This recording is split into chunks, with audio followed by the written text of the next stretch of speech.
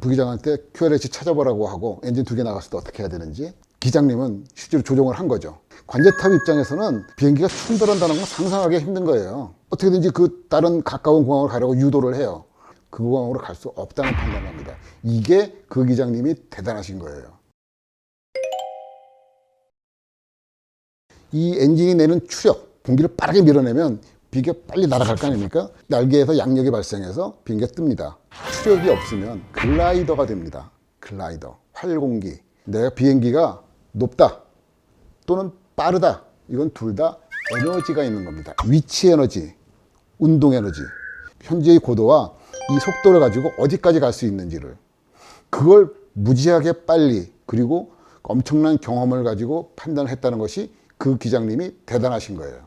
다른 공항까지 못 간다, 아무리 가까이 있어도 판단을 하고 허드슨 강으로 내린 겁니다. 모든 비행은 사실은 에너지의 관리입니다.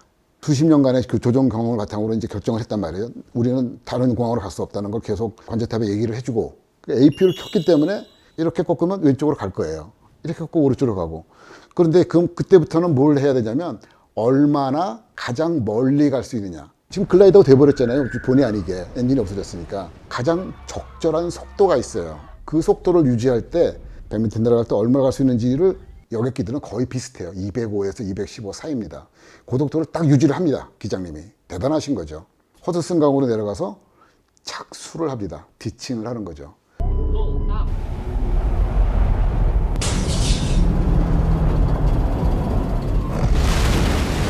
이 에어버스라는 비행기하고 보잉의 비행기는 기존과 관계없이 그 디자인 컨셉이 좀 달라요. 그대로 가면 산이랑 충돌을 한다, 이런 상황이 발생했다고 칩시다.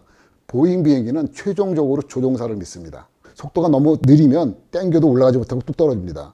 그 판단을 조종사가 하는 거예요. 에어버스는 그렇지 않습니다. 최종 판단을 컴퓨터가 합니다. 어떤 게 좋은 건지 지금도 조종사 사이에서 말이 많습니다. 그러니까 서로 논쟁이 많아요. 어떤 게 좋은 건지는. 에어버스를 조종하시는 분들의 입장에서 보면 보잉은 좀 옛날 비행기예요. 아무리 새로 나왔어도 컨셉이 그래요. 그리고 그 지금도 유지하고 있고. 에어버스는 컴퓨터의 힘을 많이 받은 그런 거예요. 여러분도 한번 생각을 해보세요. 지금 자동차 운전을 하는데 앞에 뭐가 차가 갑자기 튀어나왔어요. 내가 아무것도 하지 않아도 자동 시스템이 딱 서준다거나 하는 게 진짜 좋은지, 내가 쓰는 게 좋은지, 그런 상황이 발생했을 때 요건 조금 판단이 아마 좀 다를 거예요. 이렇게 모든 시스템이 지금 엉망이 되어 있는 상황에서 조종사가 모든 걸 다 하는 게 좋으냐, 컴퓨터 시스템이 다 하는 게 좋으냐, 요게 문제가 좀 생긴 거예요. 그 썰리 기장님의 나중 증언에 보면 그 수면에 닿을 때 만약에 보잉 시스템이었으면 좀 더 부드럽게 착수할 수 있을 것이라는 증언을 해요. 누구도 모르죠. 안 해본 거니까. 그 737이었다면 어떻게 될 것이냐라는 그런 이 비행기 관심 있는 사람들한테는 그런 토론들도 많이 하고 그렇습니다. 에어버스는 이런 스틱으로 한다고, 이렇게. 그 스틱에 무슨 힘이 있지 않잖아요. 신호만 주는 거지. 그래서 그걸 플라이 바이 와이어라고 하는데요. 신호만 주고 와이어, 즉 전선이 그 유압 시스템을 움직이게 해서 그게 뒤에 있는 이런 조그마한 부분들, 작아 보여도요, 이 창문 사이 크기하고 비교해 보시면 이거 하나하나가 굉장히 큰 거예요. 그 사람 힘으로 못 움직입니다. 보잉의 경우에는 만약에 그런 시스템이 다 고장나잖아요. 파일럿의 힘으로 이렇게 돌리거나 이렇게 밀면 이게 움직입니다. 에어버스는 아예 그 장치가 없어요. 그렇게 움직일 수 있는 구조가 아니에요. 비행기는 날아가고 있으니까 인간의 힘으로 이걸 움직인다는 건 상상하기 힘들어요. 보잉의 컨셉은 그래도 사람 힘으로 움직일 수 있겠다. 줄만 끊어지지 않았으면. 근데 에어버스는 그게 아니라고 그랬어요. 반드시 플라이 바이 와이어가 되어야만 조종이 가능한 거예요. 비행기를 내가 원하는 자세를 갖게 만드는 거, 이게 조종이거든요. 비행기라는 게 원래 날 때 이렇게 수평되게 날지 않습니다. 약간 앞에가 들려요. 이렇게. 실제로 착륙할 때도 이렇게 내려옵니다. 이렇게. 고개를 든 상태로 이렇게 내려오는 거예요. 그래야 양력이 생기니까. 양력이 없으면 그냥 낙하죠. 그냥 떨어지는 거죠. 사고로 지상 또는 뭐 불 위 이런 데로 놓여졌을 때 승객이 대피를 해야 되잖아요. 승객이 대피를 하는 거를 우리가 이베큐에이션, 탈출이죠. 그 기장님의 지시가 있어야만 이베큐에이션을 시작합니다. 승객이 탈 수 있는 문이 한쪽에 4개가 있어요. 반대쪽에 똑같이 그 대칭으로 4개가 또 있습니다. 그 모든 문들의 반만 열어서 90초 안에 모든 승객이 내릴 수 있어야 돼요. 그게 규정이에요. 90초 이내에 모든 승객이 다 탈출한다? 쉬운 일이 아닙니다. 모든 비행기는 글라이더가 되죠. 글라이더 전용 비행기. 그건 날개가 아주 가늘고 길어요, 옆으로. 활공비라고 그러거든요. 이만큼 떨어질 때 앞으로 얼마나 갈 수 있는지. 그 비가 심지어 45대 1, 50대 1까지 나와요. 100m 내려갈 때 5km를 날아갈 수 있어요. 무지하게 날아가죠. 이건 굉장히 무거운 비행기잖아요. 이 비행기의 그 활공비는 약 15대 1이에요. 100m 내려갈 때 1.5km 날아갈 수 있어요. 그 베스트 글라이더 스피드를 지키면 15배를 날아갈 수 있어요. 고도의 15배. 그러면 우리가 공식이 말하는 작은 비행기들, 세스나 같은 경비행기들은 더 잘 날아가겠네? 라고 생각할 수 있잖아요. 가벼우니까. 아니에요. 이게 더 잘 날아가요. 자, 이 비행기 한번 보세요. 옆에서 보면 이거 묵직해 보이는데 앞에서 한번 보세요. 뭐 보이는 거 없죠? 가운데 이거 동그란 거 하고 날개 굉장히 가늘잖아요. 공기 저항이 굉장히 없는 비행기예요. 생각보다 썩 괜찮은 글라이더예요. 그러니까 기장님이 그걸 잘 안 거죠. 경험이 많다 보니까. 우리 전투기 같이 날개가 이렇게 길지 않고 그냥 거의 뭐 삼각형으로 되어 있는 그런 식의 비행기들은 글라이더 성능은 거의 없다고 봐도 돼요. 엔진이 꺼지면 거의 추락입니다. 그거는. 모든 승객들이 또는 모든 승무원이 다 탈출을 하고 난 다음에 기장님이 밑에 물 들어와 있는 그곳을 다 다니고 확인하고 내리셨다는 모범을 보인, 실제로 그랬던 모양이에요. 사고 자체는 불행한 사고지만 아무도 생명을 잃지 않았다는 점에서는 굉장히 다행이고 항공사의 길이 남을 만한 그런 일들이었습니다.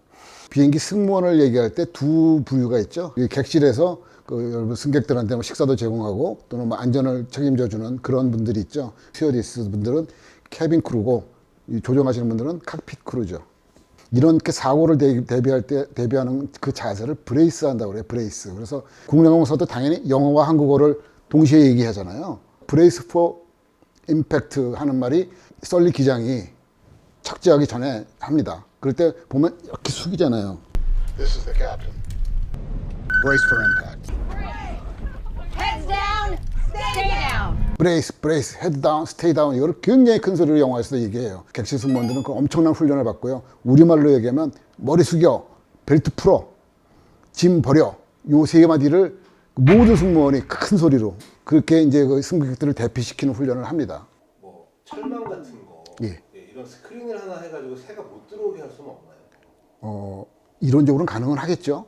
그런데 이제 비행기 엔진이라는 건 굉장히 그 효율성을 중요시할 수밖에 없기 때문에 그 긴 거리를 가는데 계속 앞에 철망이 있다 그러면 이건 뭐 연료 효율 면에서 효율적이지 못하니까 결국은 그렇게 못하는 거고, 그 조사한 기록에서 어떤 새가 충돌했는지 어떤 놈들이 그야말로 부딪혀서 그 속으로 빨려 들어갔는지를 조사해 보니까 우리말로 하면 기러기예요.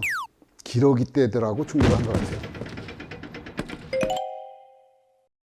엔진이 하나가 중간에 멈추는 그런 상황은 분명히 발생할 수 있어요. 그래서 조종사 훈련은 엔진이 하나일 때로 훈련하는 거예요.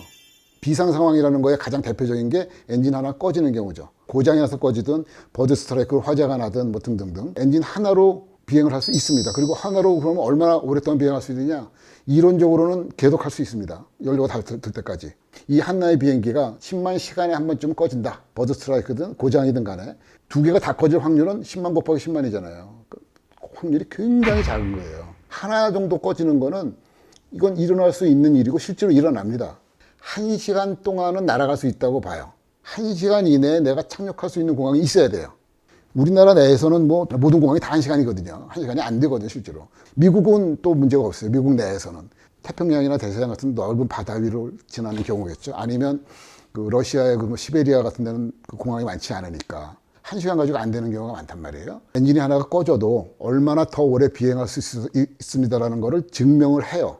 우리나라 같으면 교통안전국에 그 심사를 받습니다. 심사를 받아서 지금은 최대로 3시간 이상 비행할 수 있는 그런 자격들을 받은 비행기들이 많아요. 그래야 태평양 가는 노선에서 가장 효율적인 노선으로 갈 수 있어요. 예를 들면 엔진이 낼 수 있는 그 힘이 하나당 100이라고 치죠. 100. 합계 200의 힘으로 날아가는 거 아니에요. 적어도 수평 비행을 할 수 있는 힘이 90 정도의 힘만 있으면 이 비행기는 수평 비행이 가능하다. 하나의 엔진이 나왔을 때 100이라는 힘을 낼 수 있으니까 수평 비행이 가능하고 그 10 차이가 있잖아요. 10 차이로 필요하면 상승도 가능한 거죠. 아주 느리겠지만.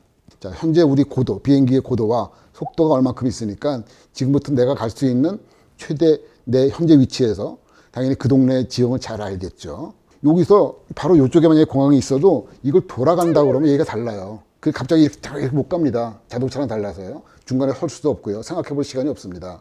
계속 비행기는 움직이고 있어야 돼요. APU를 켰다는 거는 기본적으로 조종이 가능하게끔 그 유압 시스템이 제일 커요. 발전기와 유압 시스템 그 두 개를 만들어주는.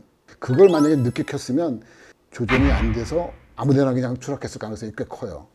이 계산이 됐다고 하더라도 베스트 글라이드 스피드, 활공 효율이 좋은 그런 스피드를 유지하려면 조종이 돼야 되잖아요. 이렇게 하는 것은 바로 자세도 문제지만 이것 때문에 속도가 바뀌거든요. 이렇게 올라가면 비행기는 이렇게 돼요. 내려가면 비행기는 이렇게 되고, 이렇게 되면 빨리 가겠죠. 이렇게 되면 늦게 가겠죠. 거의 본능적으로 210노트를 유지하면서 갔다 그래요. 에어라이너 이런 큰 비행기들은 솔직히 말하면 이륙할 때 잠깐, 착륙할 때 잠깐 빼면은 전부 자동 비행으로 가거든요. 이륙할 때는 아무리 요즘 나오는 좋은 비행기도 사람이 손으로 하고요. 착륙할 때는 이제 옵션이에요. 자동으로 하기도 하고 조종사가 실제로 조종을 하기도 하고요. 요즘에 나오는 좋은 차들도 보면 거기도 말을 오토파일럿이라고 부르더라고요. 자율주행을 하는 그런 기능들을 많이 갖고 있잖아요. 그러면 운전면허 없어도 될까요? 이런 비상 상황일 때가 중요한 건데 오토파일럿이 있었으면 만약에 조종사가 오토파일럿이 다 했는데 조종사가 없었으면 과연 이런 기적이 일어날 수 있었을까? 절대 불가능한 거거든요. 그 언론이나 이런 데서 굉장히 영웅으로 추앙을 받다가 35초를 주더라고요. 딱 엔진이 꺼진 순간에 다른 공항으로 회항했다면 큰 사고든 작은 사고든 항공사마다 체크리스트가 다 달라요.